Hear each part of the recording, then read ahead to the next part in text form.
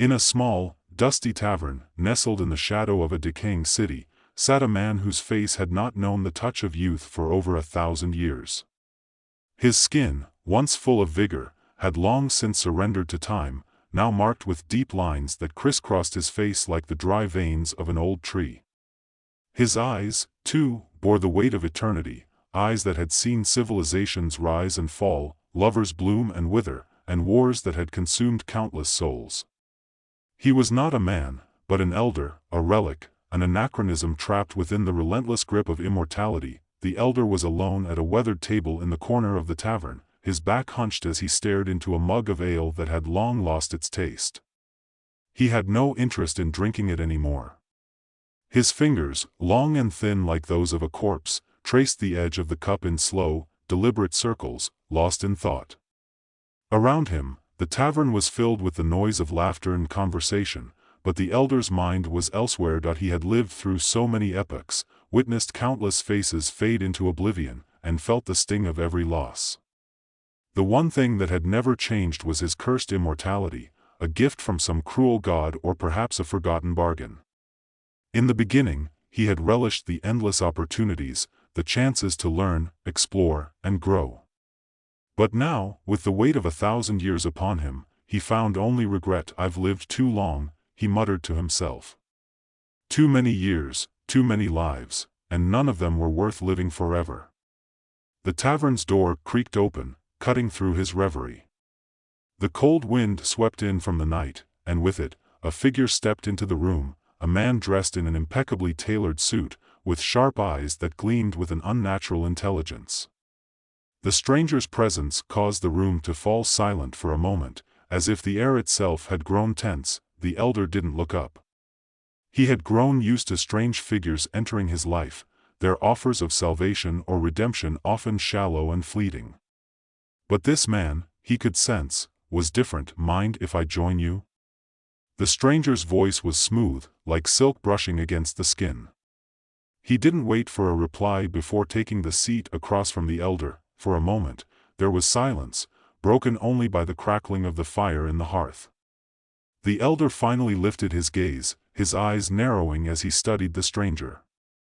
"Who are you?" he asked, his voice grating like old stone. The man smiled, a smile that seemed both knowing and secretive. "I'm the one who can offer you what you've been searching for." The elder raised an eyebrow. He was no fool.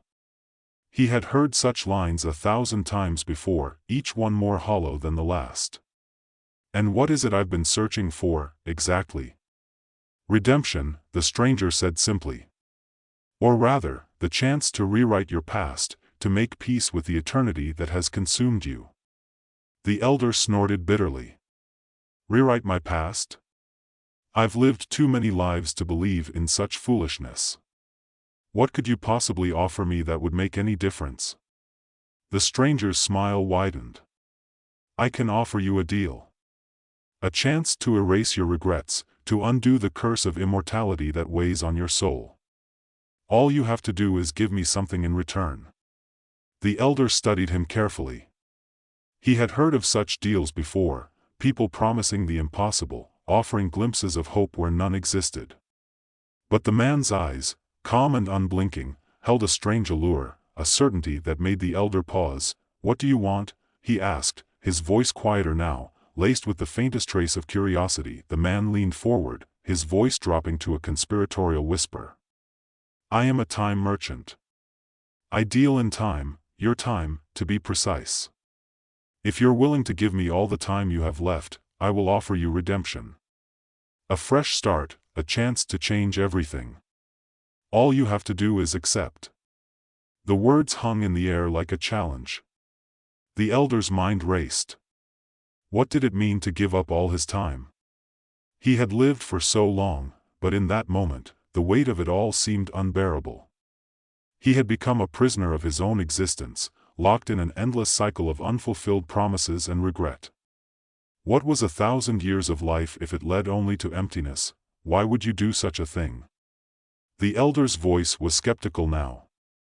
"Why would you offer me something so impossible?" The time merchant leaned back in his chair, his eyes never leaving the elder's face. Because I can.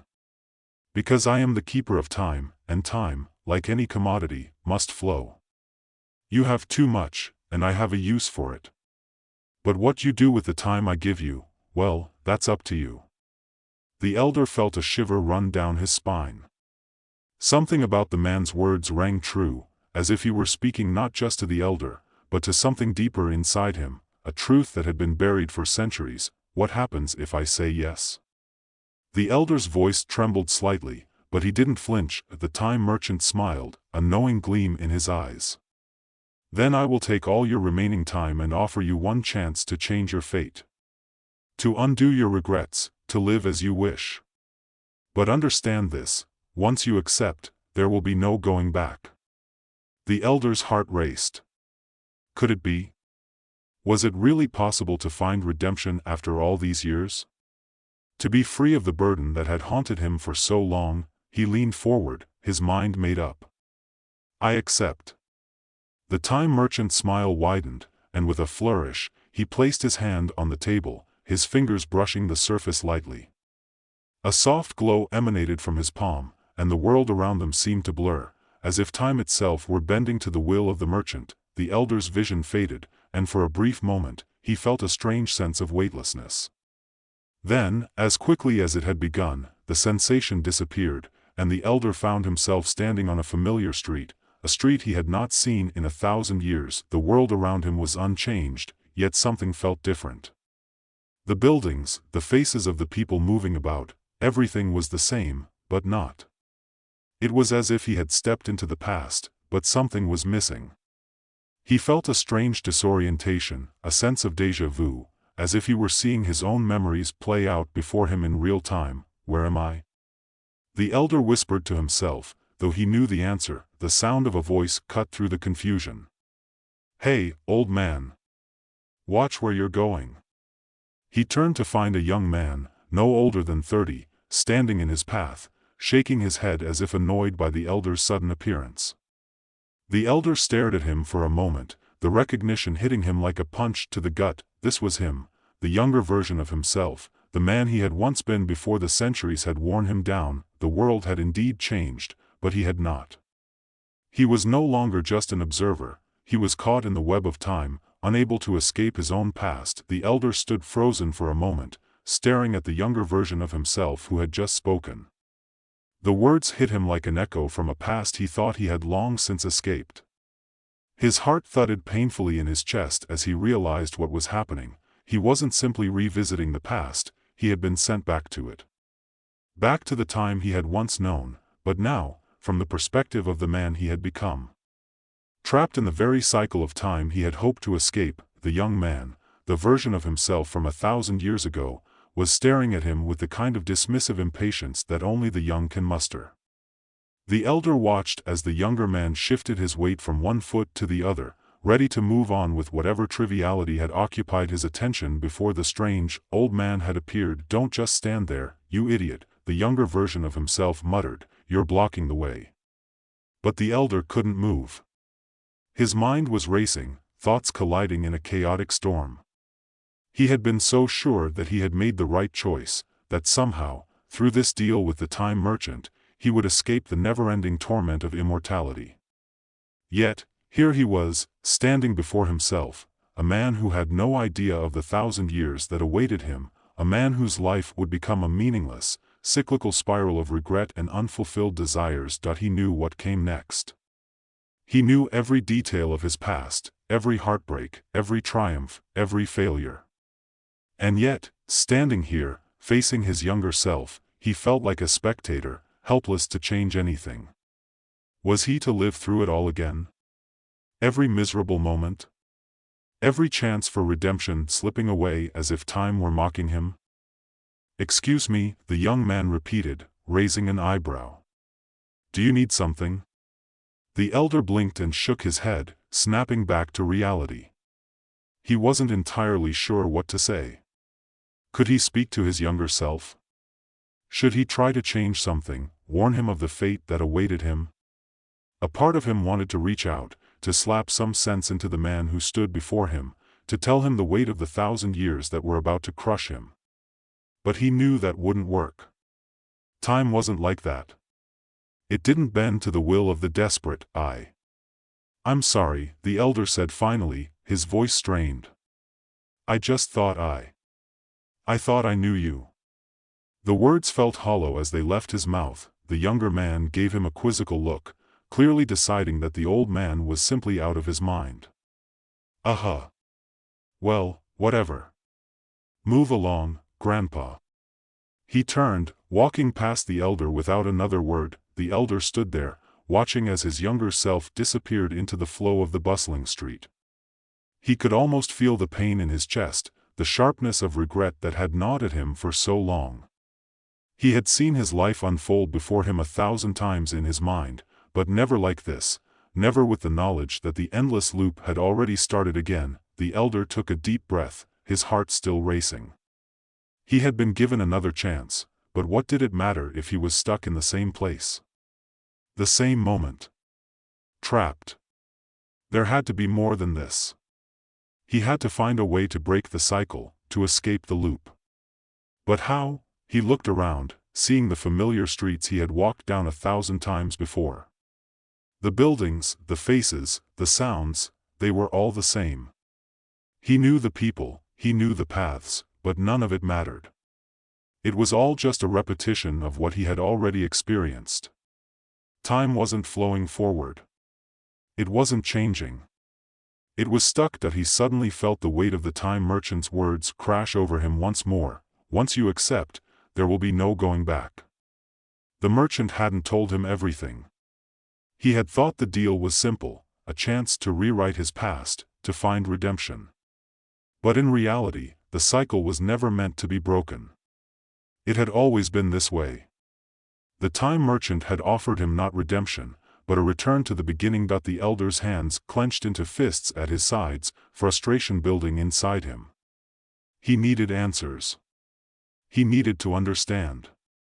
But where could he turn? He decided to seek the time merchant out again. The deal had been struck, and now the consequences were unfolding in front of him. There had to be a reason why he had been brought back to this moment, a reason why this was happening. Perhaps it wasn't too late. Perhaps, if he understood the rules of this new reality, he could break free. He began to walk, retracing his steps through the city. The familiar sights didn't seem to comfort him anymore. Each face he passed felt like a reminder of how many times he had walked these same streets, how many times he had failed to make the right choices. It was all starting to feel like a nightmare, a dream that never ended. No matter how much he tried to wake up, eventually, he found himself at the edge of the city, standing before a tall, unassuming building, the same one he had entered so many years ago. The time-worn structure had remained untouched by the centuries, as if it existed outside the realm of time itself.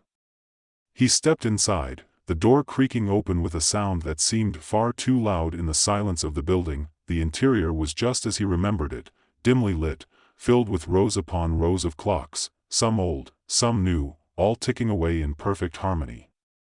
The air smelled faintly of dust and ancient wood, a scent that seemed to anchor the place in a kind of timelessness. At the far end of the room, behind a counter, stood the time merchant, his sharp eyes gleaming as always, though there was something different in them this time, a hint of recognition, perhaps, or even amusement.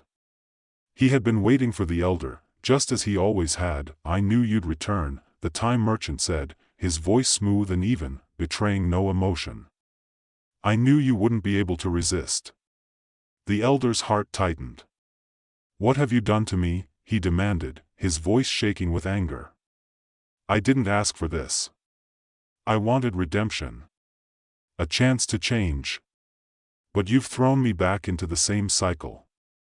Why? The time merchant smiled slightly, the edges of his lips curling in an expression that was both knowing and sympathetic. You've misunderstood the nature of your request, he said. You sought redemption, but what you needed was to confront your own regrets. To face the truth of your immortality. The cycle isn't meant to punish you, but to show you that you are the one who keeps it going. The elder staggered back, the weight of the words settling heavily on his shoulders. I don't understand, he whispered. I've lived 1,000 lives, made countless mistakes. What is left for me to learn? The time merchant's eyes softened, and for a brief moment, he seemed almost human. You keep searching for a way to escape time. But the truth is, there is no escape. Time is not the enemy. You are. The only way out of this cycle is to accept your past, your choices, and move forward. The elder's mind reeled. It was true, he had been trying to escape, to outrun time, to rewrite his history. But the time merchant was right. As long as he clung to his regrets, as long as he refused to forgive himself, he would never be free. Then, how do I break the cycle? The elder asked, his voice quiet now, full of desperation. The time merchant met his gaze. You don't break it. You embrace it. Only when you accept that you are part of time, that your past is woven into the fabric of who you are, will you find the peace you seek. You have the power to stop running, but first, you must stop fighting. For a long moment, the elder stood there, feeling the truth of the words sink into his bones. He had spent centuries trying to escape, trying to outrun his past. But what if the real answer was to stop fighting it? To stop seeking to change what could never be changed? With a deep breath, the elder closed his eyes and let go of the weight of his regrets. He wasn't perfect. He had made mistakes. But those mistakes had shaped him. They were part of who he was. When he opened his eyes again, the time merchant was gone. The clocks around him ticked in steady rhythm, but for the first time in 1,000 years, the elder felt freed as he walked out of the building and into the world that had once seemed so suffocating.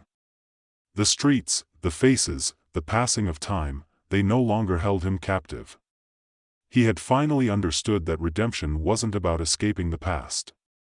It was about embracing it, living with it, and moving forward. And as he walked away, the elder felt the weight of eternity lift from his shoulders. Time, at last, was no longer his enemy.